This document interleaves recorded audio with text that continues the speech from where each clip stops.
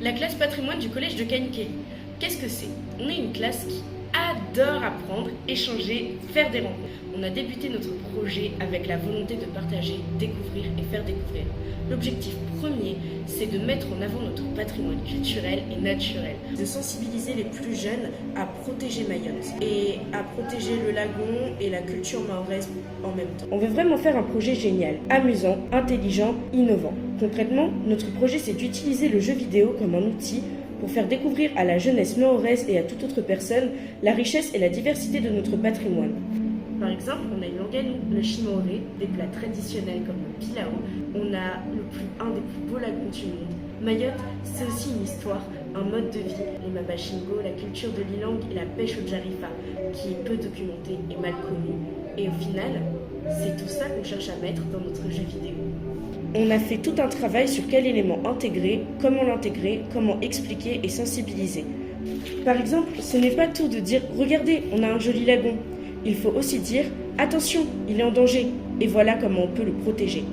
On aborde la question de la mangrove et de l'érosion, de la biodiversité et de l'agriculture, de la pêche, du braconnage, de la pollution. On travaille sur le projet 1 heure par semaine en salle informatique. On a aussi fait une dizaine de visites sur Mayotte pour rencontrer des professionnels, des artisans, visiter des lieux et des musées. On est une équipe d'une dizaine d'élèves.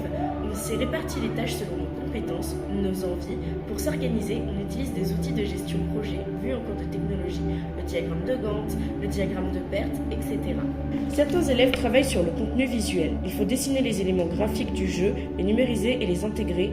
Il faut prendre des photos, les documenter, les traiter, les sélectionner pour les intégrer et créer des personnages.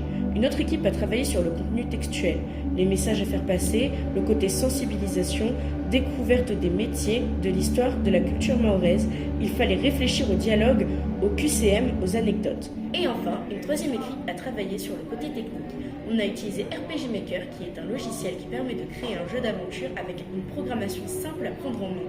Un peu comme on peut voir avec le logiciel Scratch en mathématiques ou M-Block en technologie.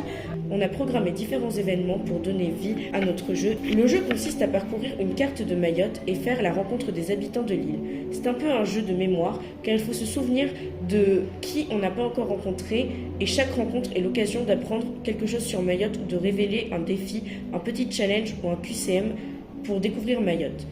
On a dû, oui, utiliser beaucoup de compétences en rapport avec nos cours, que ce soit pour recréer une carte de Mayotte, faire la rédaction, programmer, créer des éléments visuels.